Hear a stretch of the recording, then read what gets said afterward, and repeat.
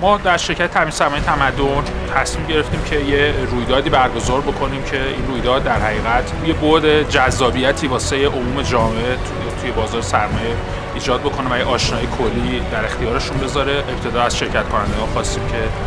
در اون فرآیندی که ما اعلام کردیم بیان ثبت نام بکنن و حالا در مرحله دوم که می‌خوایم الان انجامش بدیم 50 نفر رو دعوت کردیم که تشریف بیارن به تهران. 10 نفر برتر رو ما انتخاب می‌کنیم و در مراسمی جوایزشون رو بهشون اهدا می‌کنیم که به نفر اول 10 میلیون تومان، نفر دوم 7 میلیون تومان، نفر سوم 5 میلیون تومان و به سایر نفرات تا نفر دهم هم 1 میلیون تومان جایزه اختصاص می‌دیم.